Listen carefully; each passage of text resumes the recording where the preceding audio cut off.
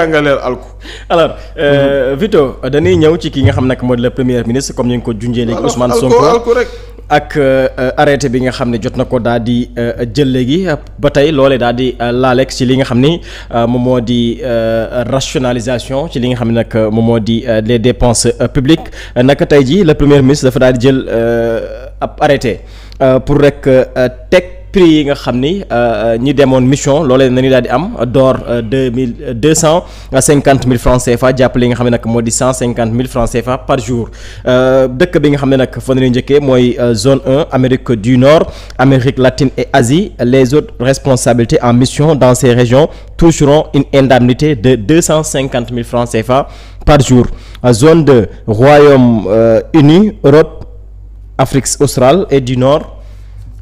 Cette zone bénéficie également d'une indemnité de 250 000 francs CFA par jour pour les autres responsables. Zone 3, Afrique de l'Ouest, Afrique centrale et Afrique de l'Est. Les indemnités journalières pour cette zone sont réduites à 200 000 francs CFA par jour. Zone 4, Nouvelle-Zélande, Australie, une indemnité de 250 000 francs CFA par jour est accordée similaire à celle des autres zones dites premium. Tey nan nga jàngatee indemnité yi nga xam ni le premier ministre jot na ko daal di fixé pour yeneen zone yi nga xam tey jii daanaka doonoo gën a jege si foofee mbir mi ngi daal di tàmbale à 150 000 francs CFA par jour. li gën a am solo. ci li Ousmane Sonko def ci mission yii. ak demu gouvernement bi wala administration bi en général. moom mooy saa yi ñu njëkk ñi daanuñu doon mission. xam nga ñi bu njëkk ba. gaa ñi daanuñu doon dem mission. xam nga lu ñu doon dem. fooyon. fooyon mooy lan loolee moom mooy lan. xamoo fooyon. mission. ñoom fooyon lañ doon dem. waaw fooyon mooy lan. foo. ah dem fooyu ji. miss bi. mission boo ci génnee miss bi lu ciy des ion. nga def foo bi def ci foo. boobu léegi lu muy doon.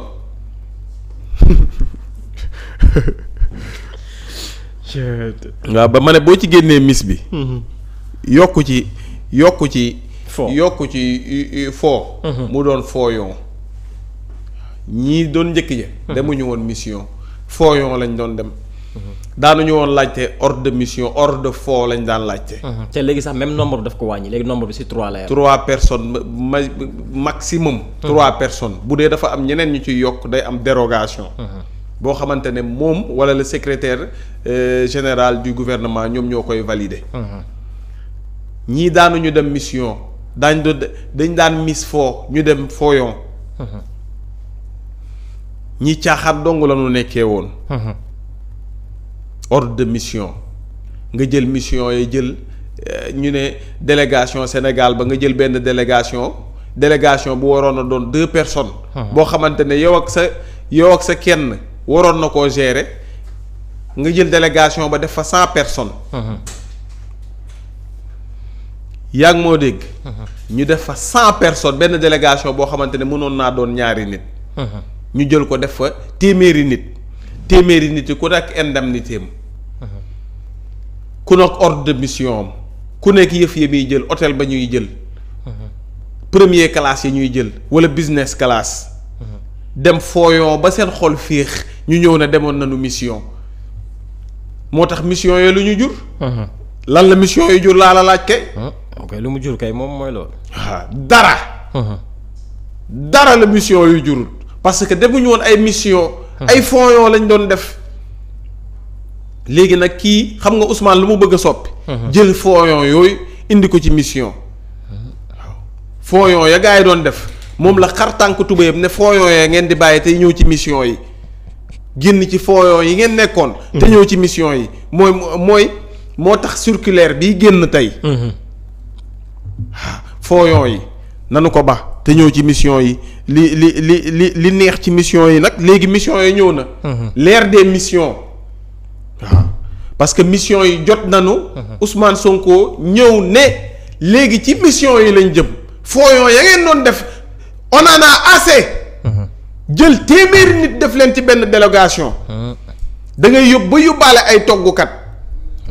ñu leen di mbaxalal ngeen di dem ca mission ba nekk ci oto ba nekk ci hôtel ba naan kaane gi di ñaan kaane te mission yi ay ñaankatu kaane yu rëy yoo xam ne ñoo nekkoon ci mission ya lu leer ñoo newoon ci fond ya lu leer laa la wax dem di werante kaane gi dafa ëpp yow na nga toggee woon kaane gi te ñoom ñoo newoon ci mission ya jël benn délégation bu war a dem ñu ne xawma lan séminaire wala dara moo xew foofule ca Qatar. ngeen jël benn délégation bu waroon a def 2 wala 3 personnes maximum ngeen def ci 470 personnes. ku ne yóbbu kala neex. déggoo ma de. ñii moom dañuy profité bu ñuy dem mission Dubaï yóbbaale 5 yu baax. yaa ngi may dégg yóbbaale. xale yi jëndaale marchandise bu ñuy ñëw. laal première classe. déggoo laal première classe xale yi bu ñuy ñëw jëndaale marchandise. déggoo ma de. ay dégg na xale bu ñuy ñëw. ci mission ca fooyon ba bu ñu fooyonwee ba pare jël fooyon ba tuddee ko mission bu ñuy ñëw laal marchandise. ci laa boo réewee ba. si mpaate de moom laay reetaan moom leen. mu fooyon commentaire yi. mu ne la. nañu fooyon commentaire yi. waaw nañu fooyon commentaire yi. du ñu def mission. foo la ñuy dem defi. jël seen alalu réew mi nga xamante ne gafak ak réew mi. léegi li gën a am solo ci circulaire bi nga xamante ne moom mooy li Ousmane Sonko génnee. frais de mission yi defe naa ne wax nga ci. moom mooy li nga xamante ne moom mooy les missions sont autorisées. par le premier ministre ou son député. Au moins ou son délégataire excusez-moi ou son délégataire au moins d'un ordre général de mission dûment signé par le ministre secrétaire général du gouvernement moom mooy maanaam léegi mission yi le premier ministre dong moo koy autoriser. wala koo xamante ne moom mooy délégataire am c'est-à-dire mën na bañ a disponible. wala mën na nangam mu délégué kenn. ne ko étudier ma mission boobu. wala xoolal ma ñooñu lu ñuy dem defi ndax jar na génn wala jarulu génn. ñu ne le calendrier trimestriel des missions statutaires et des formations envisagées par chaque département ministériel est transmis au secrétariat général du gouvernement qui soumet à l'approbation du Premier ministre au plus tard 15 jours avant le début du trimestre concerné. L'agenda consolidé des dites missions, l'agenda est mis à jour au besoin chaque mois. Nee na avant 3 mois. 15 jours avant ñetti weer yi di ñëw. ngeen jox leen mission yeeg formation yépp yu benn ministère war a am. 15 jours avant war nañoo xam 3 mois bi ñan ñoo ciy dem mission ñan ñoo ciy dem formation ñan ñoo ci. ak séminaire yeeg yëpp. ak séminaire yeeg yëpp 15 jours. balaa 3 mois lii xew ci 3 mois yi léegi amatul toog une semaine rek yónnee ne dañoo war a dem mission.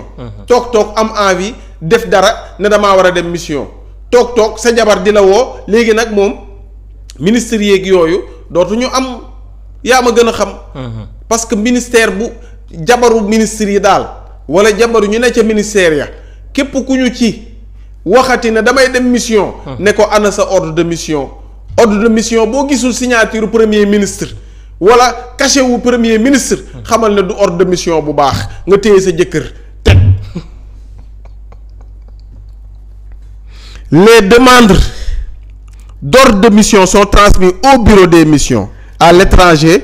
À l'étranger de la primature, je pense c'est ça, au moins 15 jours avant la date prévue pour le départ, sauf en cas de force majeure dûment justifiée, sous peine de rejet. Aucune régularisation n'est admise pour des missions dont la date de départ est dépassée. Très bien. maanaam képp ku fi sa jabar sa wu jëkkër ñëwati ne la bébé bett nañu ma tey dama am mission suba. ne ko déedéet mission yi léegi 15 jours avant la ñu koy signaler. kon c'est-à-dire ku fi sa jëkkër ñëwati tey rek ne la bébé suba dañoo wax a dem mission quoi préparer ma sama valise il faut que ñu dem ne ko waat nuus te ne ko 15 jours sauf extraordinaire sauf extraordinaire. am na ñeneen ñoo xamante ne tamit dañu doon ñëw bu ñu ñëwee rek ne oh mais démb la woon mission bi fàtte naa ko sama gars yi jiitu nañ ma démb il faut que ma dem ku la ci waxati loolu ne ko loolu c'est pas possible. ndax premier ministre nee na aucune régularisation n'est admise pour des missions dont la date de départ est dépassée maanaam bu ngeen xasee ba dem. amatul dabi amatul dabe. comme ña nga doon àndal dem nañu démb chéri toogal.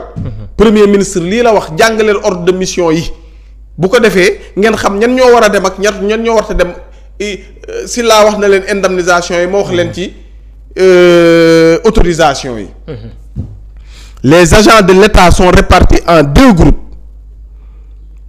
waaw au terme de l'article 2 du décret numéro 217 1371 du 27 juin 2027 précité ainsi revient du groupe 1 les agents voyageant en classe affaires entre guillemets à bord des avions commerciaux. Les autres agents appartiennent au groupe 2 et en voyageant en classe touriste. mooy ñi nga xamante ne en classe affaires mooy agent au groupe 1 yi dañu leen tas léegi ñi war a def classe affaires xam nañu ko. par rapport ak seen matricule ak groupe ba nga bokk. ñi war a dem voyage classe touristique xam nañu ko. kon ça veut dire que ne business class laay laal. wala yooyu amatut première classe laay dugg amatut. léegi classe affaire ngay dem wala nga dem classe touristique classe ci touriste yi. yooyu nag xam naa duggkatu avion yooyu ñu ko war a expliquer différence su classe yi. cuun na ngi ñëw cuun waaw cuun bu ñëwee expliquer ñu ñi ñam avion ñamati. mën nga def classe yi nu mu demee. En tout cas loolu. ñu ne xoolal. il doit être fait mention sur l'ordre de mission du groupe auquel appartient l'agent ainsi que son numéro de matricule de solde. sa matricule de solde dañu koy xam. ban groupe nga bokk dañu koy xam. kon ça veut dire que ne dugalal ma Silla amatut. dugalal ma Moodu amatut. dugalal ma Ndumbe amatut. xale yi jigéen ñi doon dem ci mission ya ba pare ji jënd mission. jëndi marchandise amatut kuy dem dañuy xam ban classe nga bokk. ban groupe nga bokk. xam sa matricule. ñu ne s'agissant de l'agent ne disposant pas de matricule il est joint une copie de son contrat à la demande d'ordre de mission. ñu ne mën nga ñëw bëgg a dem ci mission ba bëgg a yóbbaale sa doom. ñu ne la ana matricule am nga ne lu ñu wax ne disposant pas waaw matricule ba. ñu ne la ana sama doom nga ne amul matricule ak yooyu ñu ne la déedéet contrat ba. bu amul contrat du dem de. comme matricule ba neew fi na contrat ba ñëw contrat de travail am yaa ngi may dégg. léegi ñu ne la s'agissant de l'agent ne disposant pas de matricule il est joint une copie de son contrat oui. Tout manquement à cette classification entraînera le rejet de la demande d'ordre de mission soumise pour instruction.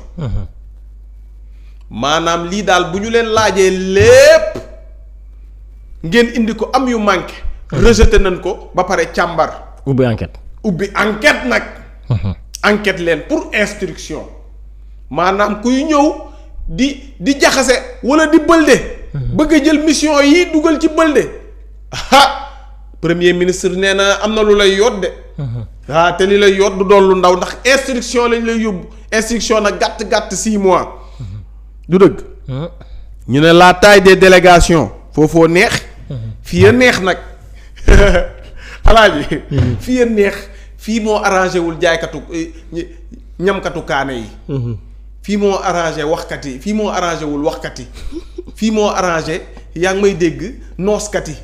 fii moo arrangé wul fookat yi laa ilaha illallah fii ma ñëw fii ñëwal ñu ne la taille des délégations devant représenter le Sénégal à des rencontres internationales ne peut excéder 3 personnes. Très bien.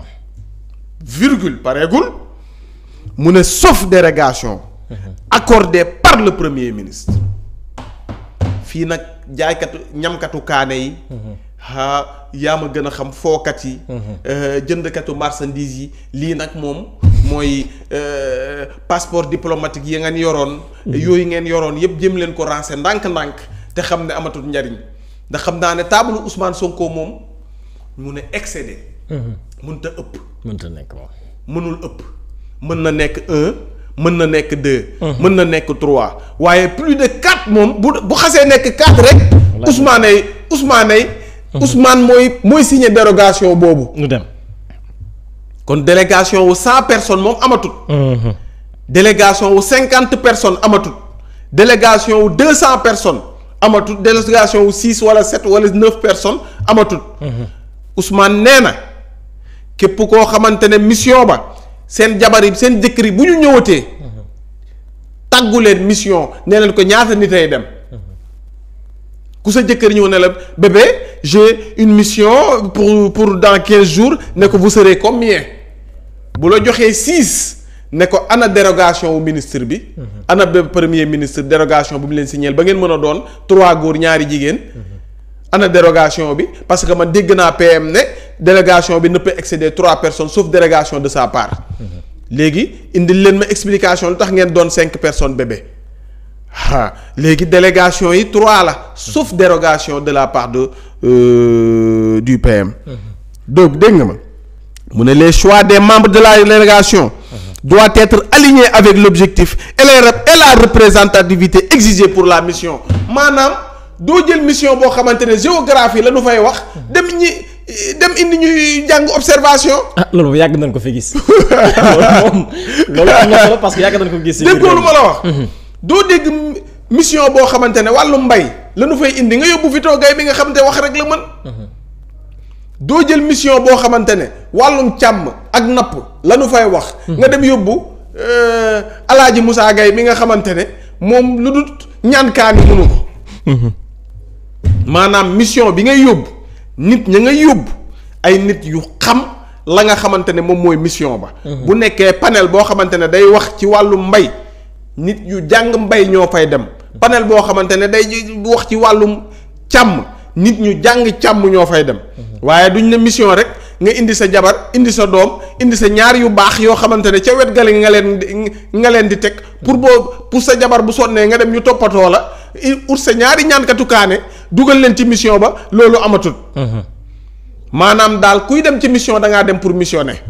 waaye fooyoo amatul. ñu ne. outre la nécessité de réduire au strict minimum la taille des délégations appelées à représenter le Sénégal à l'étranger, les missions diplomatiques ou consulaires sont mises à contribution autant que possible afin d'éviter des déplacements coûteux et non indispensables des agents de l'État à l'extérieur. Mais français yi xóot na nag. mu ne outre la nécessité de réduire au strict minimum la taille des délégations appelées à représenter le Sénégal à l'étranger, les missions diplomatiques ou consulaires sont mises à contribution autant que possible. maanaam daal bu ñu demee li tax bu ñu demee ba mënuñoo dem bu ñu demee ba xam ne ñun ñi lii mission bi amal nañu benn njariñ nañu yóbbu le strict minimum dégg nga ma bu ñu demee ba xam ne dañoo war a dem ci lii dem gi mënta ñàkk nañu yóbbu ñetti nit ñu continuer ne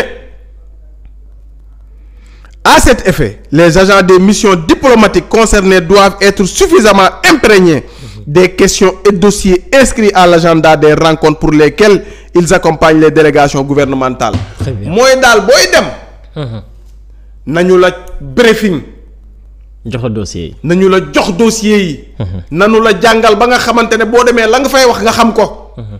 amatut dem naan j'avais même écrit un discours. mais je vais faire du freestyle. amatut naan maintenant je devais pas prendre parole mais je vais essayer vraiment de juste lancer deux mots à l'endroit de nos chers invités amatut yooyu.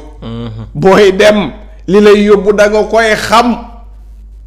ay ku yàlla nattu ba nga ànd ak PM ngeen dem mission ñu ne la alaaji jëlal kàddu nga nekk fa di làkki daadaa ba mu ne mais toi ton ministre ne t'a même pas donné les documents tu n'es même pas préparé. Oh tu es foutu. waaye di nga instruction 6 mois.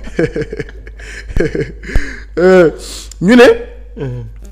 Les missions diplomatiques du Sénégal doivent être informées à temps des missions des agents de l'État dans leurs juridictions respectives maanaam daal bu ngeen di dem na ngeen yëgle ñii nga xamante ne ñoom ñoo nekk ci ambassade ne am nañ équipe temps bu war a dem ak yooyu noonu. La durée d'une mission doit être mentionnée sur l'ordre de mission.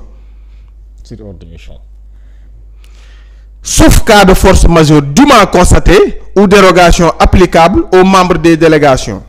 Accompagnant le président de la République ou le premier ministre à l'étranger. Aucune prorogation de séjour au-delà de la durée fixée au départ n'est permise. dégg nga ma de. gars yi dañ doon def mission. ñu ne dañuy def mission fan France. waa ji ne yokku naa ci sama billet 3 jours parce que damaa dem war a seeti sama ñaareel ba fa ne. léegi ña dem mission bu ñu ñibbisee ñoom ñu demal la bala fa 3 jours. yaa ngi may dégg. wala benn ñaankatu kaane bu rëy ñu dem ca mission ba. wala toggkatu kaane ba ñu ne nanu ko yokkal 5 jours parce que am na kaane yu raar yoo xamante ne foofu la ne te moom bu ñëwee 3 jours yi. dafay wër yooyu la kaane kon comme moom ñun bu ñu nekkee mission bi dañuy wëral ay kaane. bu ñuy dem nan ko bàyyi ñetti jours yu mu noppalu. ñu yokkal la say jours. loolu de amatul. premier ministre nee na yokk amatul de. nguur gi neexul. mu ne pour les missions des ministres. L'inclusion dans la délégation d'agents du cabinet. Autres que les conseillers techniques aux soumises à l'autorisation préalable du premier ministre. mooy ministre bu ne booy dem ministère. booy dem mission. boo naree yokk kenn ki nga xamante ne bokkul ci say conseillers techniques. da ngay laaj ndogal premier ministre ba noppi. doy na waar de.